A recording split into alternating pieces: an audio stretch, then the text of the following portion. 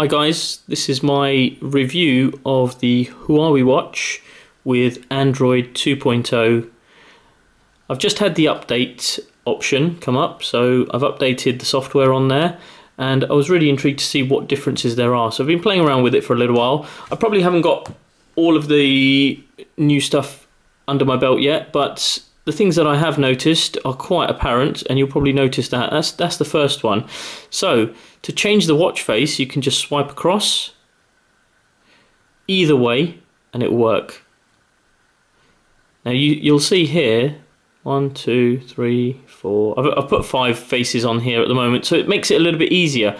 Now if you want to see the rest of your watch faces, you can just go into add more, and it just keeps, rather than having every single watch face there, you probably won't use some of them now. I know even when I had the old software, I hardly used any of the digital ones or any of the sporting ones because I didn't really like the look of them. I generally prefer the analog watches, the chronograph watches, watch faces, and they're the ones that I usually stuck with. And I think the classic one was probably my favourite, and the moon phase, the blue one. So let's go back to that. So let's go to my favourite too. So it was this classic one because it goes nicely with the silver strap and the moon phase, which is what the watch is advertised with. So let's see what changes there are or what updates there are. So we've gone through how to change the watch face. Now, secondly, you can see notifications are there. I'm not going to show you that because I've just had a message and I don't want to advertise that.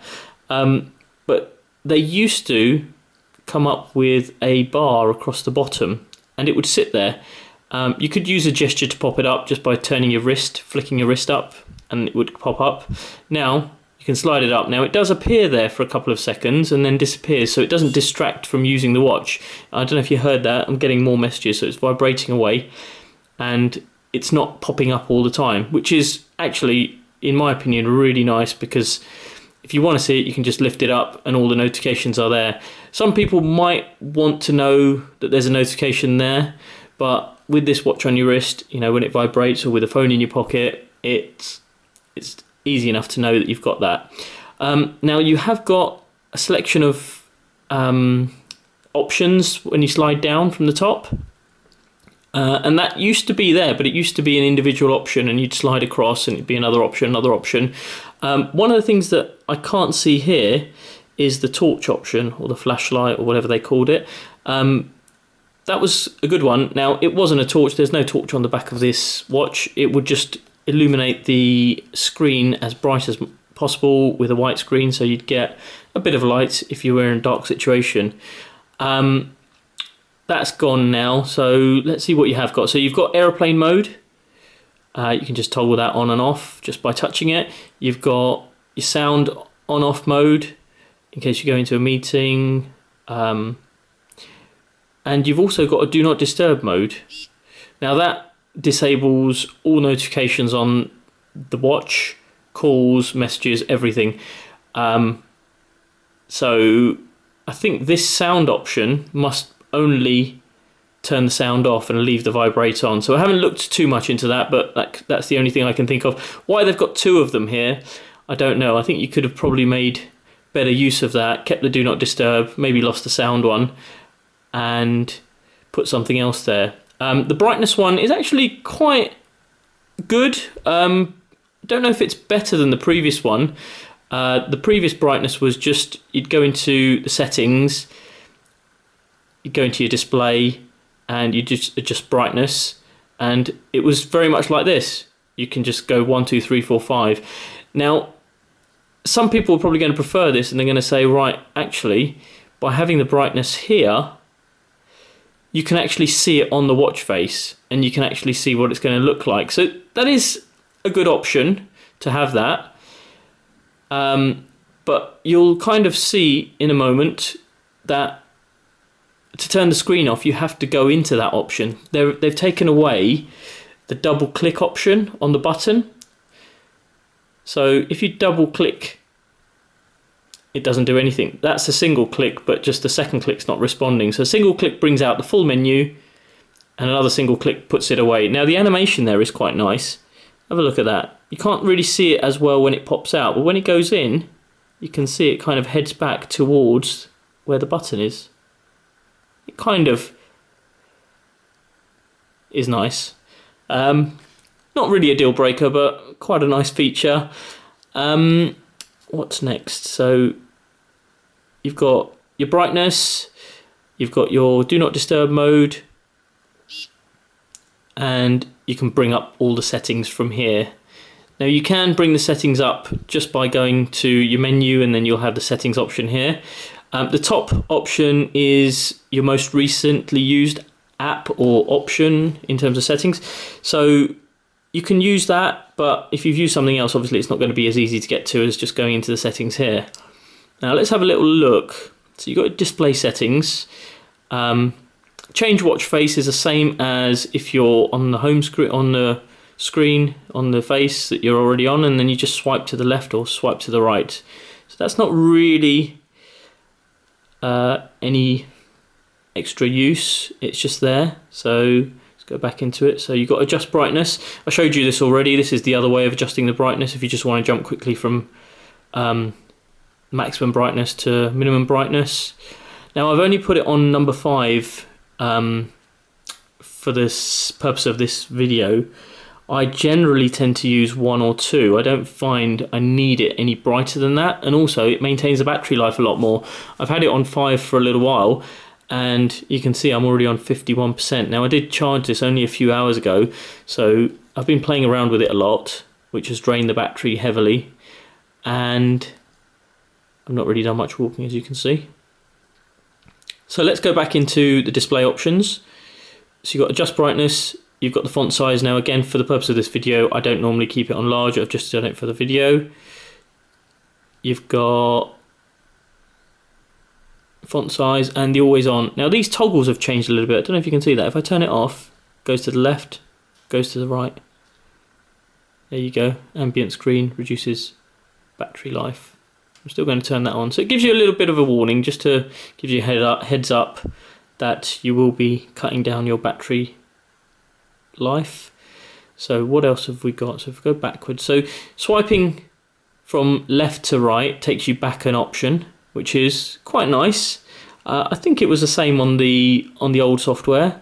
Let's go into sound and notification. So you've got your media volume, you've got your alarm volume, you've got your ring volume. So here we go, also vibrate for calls. So there are some more options. You've got, I can't remember if there was an option to change the ringtone on the old software. I always left it on, I think it was, yeah, Callisto. So got a bit of a different one for this one. So Sedna's my selection on this. Preview notification. So there you go. Here you can change how you want to preview your notification. So it will show for 5 seconds. So I've got it on normal mode. You've got off, so it never shows you notifications, and you've got high, and it will always show you a notification. So I think the normal one will show you the first. So if you get a WhatsApp message or an email and you keep getting repetitions of the same type of message, it will show you once, and then it will just notify you either with vibrate or a beep, or however you've got that set up. Do not disturb. So this is an option you can set up. So do not disturb, how you want it to be customized. So calls from favorites. So you can still allow that. Now this is very much like some of the settings on my phone. Now I'm using a OnePlus 2, and some of these options are very similar on that, and it's because it uses a stock version of Android rather than, well, it's close to stock version of Android. It uses Oxygen OS, which gives you that option. So I'm quite used to that, but it's nice that it's on here. Now I'll have to go through and set that up. Let's go into the next one. So you've got your apps. Now this is, I guess, the option to remove apps from here. So you've got uninstall, force stop, and you can go through the permissions. Let's have a look what comes up. So there you go. So it's not really had any permissions. I haven't really gone through any of these to allow any permissions. But if you want to uninstall an app, as you can see, I've got hardly any because I've cleared them all. There are a lot of apps that were on here Spotify had come across from the phone. So it copies a lot of the phone ones over, and I just like to keep it clean and delete them. Maps is useful. It does come up with your turn by turn on the screen. You can change that. You've got your system apps down here. 3D watch faces. I haven't again gone through all these, but I'm guessing this is stuff that I probably won't be looking into, or you may not want to remove. You've got gestures. So tilt to wake is just turning the watch when it's on your wrist facing you, and that will wake it from sleep mode if you've got the always on display off, or just from dim to bright. You've got your wrist gestures, and that just toggles that on and off. Now I'm guessing that the same gestures that you had before continue. This will probably be the tutorial to show you. Yeah, there you go. So you got flick it out. I'm not going to do that now. What are these more tips? So that is sending an option to the phone. Right, so connectivity. So you got your Bluetooth. Obviously that's how it's going to connect to the phone. Now this is an option that I've never liked using, play phone voice calls on watch. I've never used it. Well, I've used it once or twice when I first got it. I've had this watch for over a year, and I just didn't find that the sound was loud enough on here. Everyone can hear me fine because you do bring the watch closer to your face or close to your mouth, but the speaker on here is just not loud enough. And generally you'd probably only use that when you're in the car, so I keep that option off. Right, now as you can see, when the screen dims, it does come out of that option. Now I don't know how that's managed to pop back up. Okay, so you've got available devices, so you can see it's connected to my phone, which is a OnePlus 2. You can see available devices, so it will just start scanning, so we'll skip that. Right, so the next one is your Wi-Fi options. So you've got your networks, you can just put on there, that's straightforward. Airplane mode, location from phone. So if you do use your map options, it will just gain your location, and it just connects to your phone, takes all the details from there. Accessibility, let's have a quick look what's in there. So you got magnification, gestures. I don't know what disable magnification gestures. Okay, so I haven't looked at that one. I don't know what that one is. So text to speech output. So this could be a useful one. With the new law of looking at your phone or touching your phone in the car, this might actually improve that a bit. Let's have a little listen to an example. Did that work? No. Okay, let's skip that. So that's something I need to play around with. Talkback is experimental. And the power button to end calls. So I don't really take calls on the phone, and I wouldn't really use my watch to end a call. The most of the time that I would ever need to do that, I think, or even anyone would ever need to do that, is if you use the microphone and speaker on the watch. So that's going to be something I keep off. You've got your personalization, so this is to do with your input methods. So now there is a keyboard on here, and you can install additional keyboards. So if you want to reply to a text conversation, you can actually type on the screen. Now obviously the screen is very small and it comes up as a QWERTY keyboard, so not really ideal. Accounts, that's to do with Google account. Smart reply, these are replying to messages with quick replies that are already set up. OK Google detection is on, and then you've got device administration and screen lock. This was one that baffled me, a screen lock on your watch. The watch is going to be on your wrist. Yeah, you'll put it down to charge. I generally keep my watch on. I take it off at night, put it on charge. The rest of the time it stays on. If I do go to the gym, it goes in the locker, or I keep it on. if I'm going to be doing cardio and I want to count my steps, or if I'm at the gym. So it's not really something that I would really be worried about. I'm just going to show you just for an example. So I'm going to set up a pattern, set up an easy pattern, just to make it easy to remember what it is. So you can set up a pattern. And that's it, it's saved. So if we want to remove that,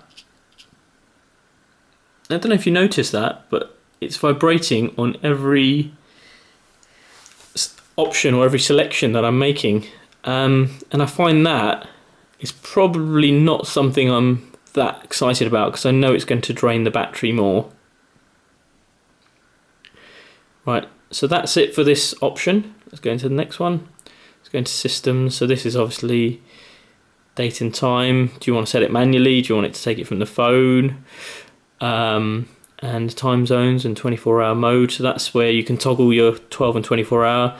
Disconnect and reset. Now this is a factory reset, I believe. So it will unpair your watch to factory reset to factory settings and delete all user data. So maybe if you want to clear it, if you've got a fault with the software and you just want to go back to factory settings, you want to. I'm not sure if that's going to revert back to Android Wear 1 or if it's going to keep the update on there. So I'm not going to try that just yet. So let me know if you know. Restart is just to reboot the phone. Turn off if you do want to turn the phone the watch off. I never do that. And about, this is obviously going to tell you device name. You can see version. That's the version of Android Wear. And that is more or less it. Let me know what you think. So as I say, there's the notification panel. Swipe it to the left or the right to change your watch face. Swipe down, you've got some options. And single press brings up all your menu. Double press does nothing, but a long press brings up Google Assist. Now the one thing I haven't done on this video is tried out the OK Google voice option. There you go, it's fired up even without me wanting it to fire up, but just by saying OK Google. So it's very sensitive. It didn't do it this time around. Let's try it. Let's see how sensitive it actually is. OK Google.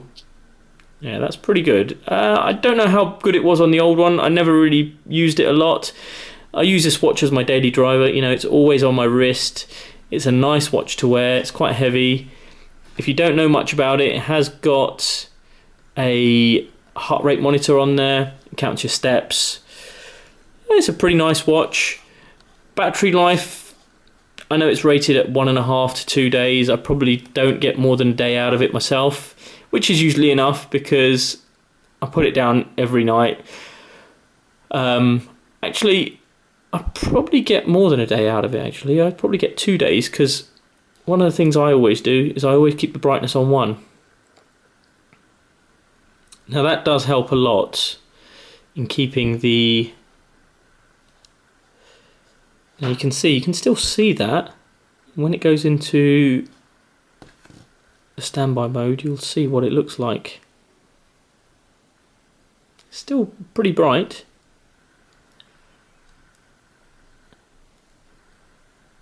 Right guys, if you have any comments, please leave them below and I'll see you on the next one.